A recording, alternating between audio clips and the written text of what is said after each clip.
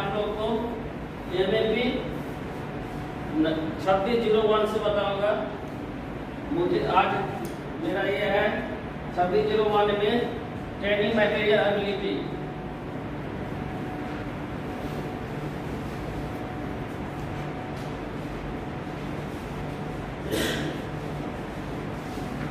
Training material ability मतलब training हम देने कहीं जा रहे हैं तो उससे पहले क्या क्या मटेरियल हमारे पास होना चाहिए वो सुनिश्चित करेंगे।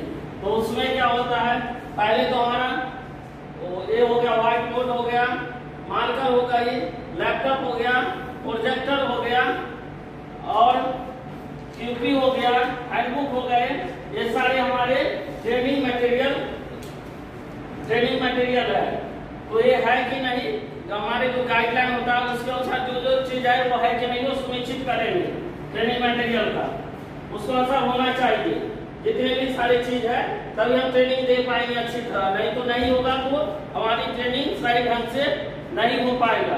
तो इसके लिए सारी जितनी मटेरियल है वो पहले होना चाहिए। उसमें क्लासरूम, टेबल, कुर्सी और फैन, आने जाने का एक्सेस, खिड़की, विंडो, ये सारे चीज होना चाहिए पहला। दूसरा है हमारा सेशन प्लान।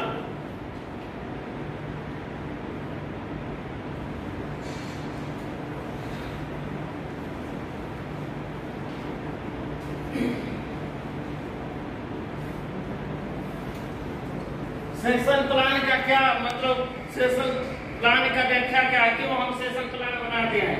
इसका ये है कि हम कोई भी मतलब जो ट्रेनिंग दे रहे हैं उसका एक समय सीमा निर्धारित करते हैं कि हमें कब क्या चीज पढ़ाना है, कब लंच देना है, कब सारे सिस्टम जो होता है तो हम सेशन प्लान के दौरान ही हम तैयार करते हैं।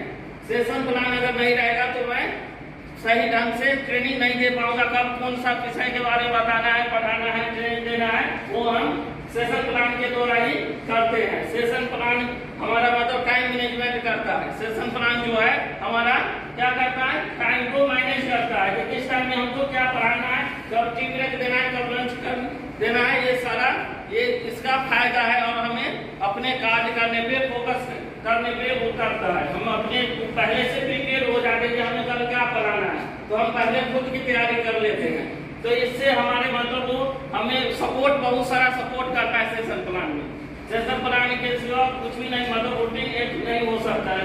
सेशन प्लान से ही हम रूटीन तैयार करते हैं कि हमें किस दिन कौन सा विषय लेना है, कौन क्या मतलब हमें किस दिन कौन सी चीज पढ़ानी है, उसके बारे में हम सेशन प्लान के द्वारा ही पढ़ाते हैं। उसके बाद है हमारा 26/0/10 में फीडबैक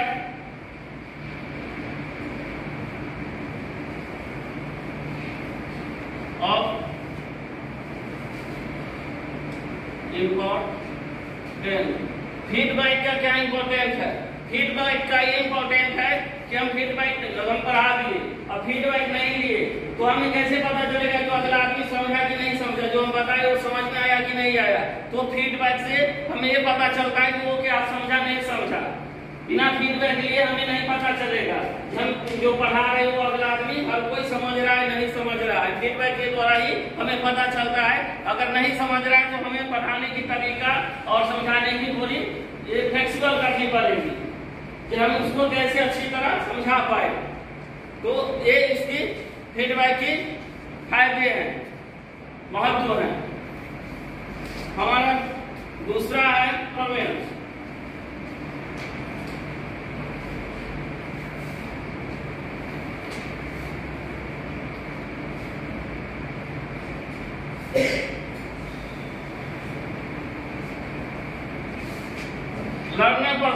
लर्नर परफॉर्मेंस से हमें ये पता चलता है कि लर्नर जो हमने जिसको पढ़ाया है उसका परफॉर्मेंस क्या है, उसकी काबिलियत क्या है, हम बताए वो समझ आया कि नहीं समझा है।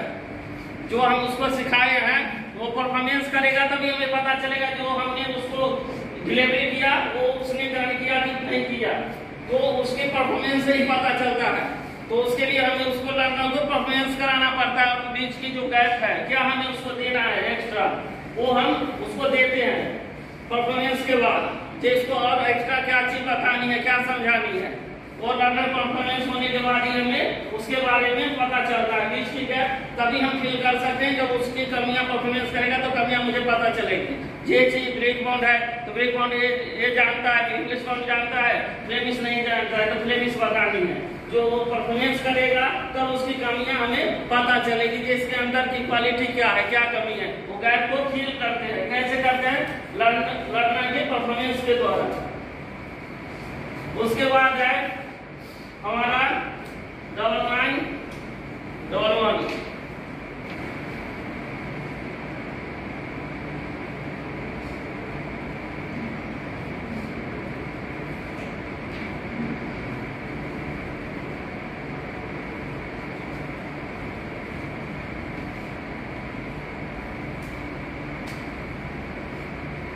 कंस्ट्रक्टिव फीडबैक, कंस्ट्रक्टिव फीडबैक मतलब positive feedback.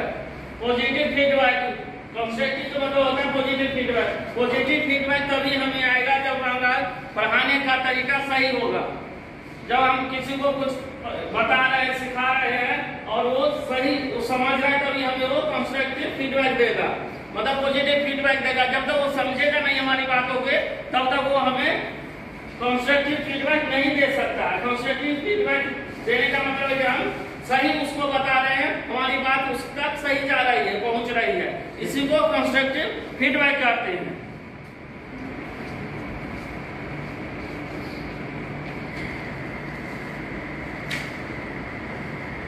PP, personal protective equipment, इसमें हमारा आता है helmet, safety jacket, nose mask, ear plug और सेफ्टी गॉगल्स और सेफ्टी शूज, हैंड ग्लव्स, ये सारे क्या इशू।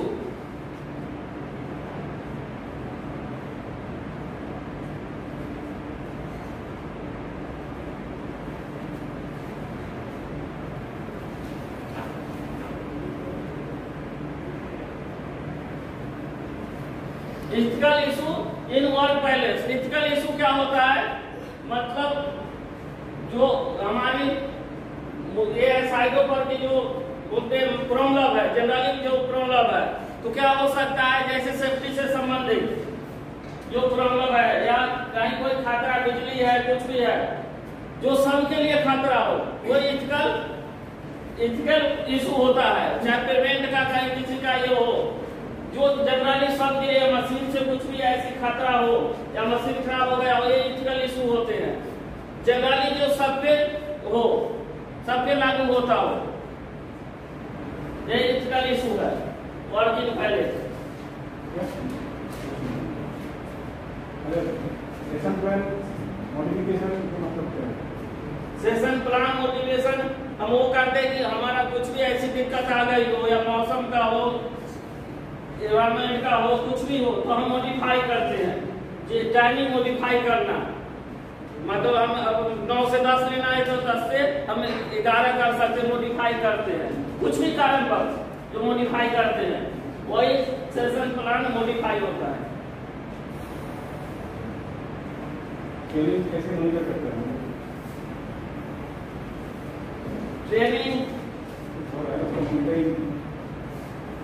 ट्रेनिंग का मॉनिटरिंग हम मतलब क्या हम जो बता रहे हैं, सिखा रहे हैं, तो वो सीख रहा है, नहीं सीख रहा है, या हमारे में कमी है, और उसमें लैंग्वेज के बीच के गैप है, वो चीज का हमें ध्यान रखना होता है।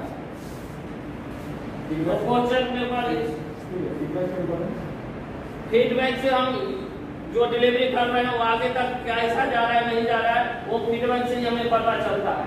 जो हम सिखा रहे हैं उस क्या मतलब वो सीख रहा है, नहीं सीख रहा है। एविडेंस में मैं वो एक्सपीरियंस का सर्टिफिकेट, आधार कार्ड, फोटो, ये सारे एविडेंस होते हैं।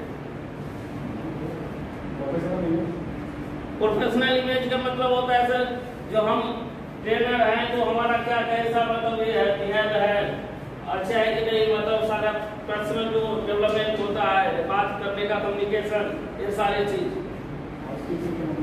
हाउसकीपिंग का मतलब सर जो हमने वर्क कर दिया उसके बाद जो काम की जाती है वो हाउसकीपिंग होता है वर्क के बाद।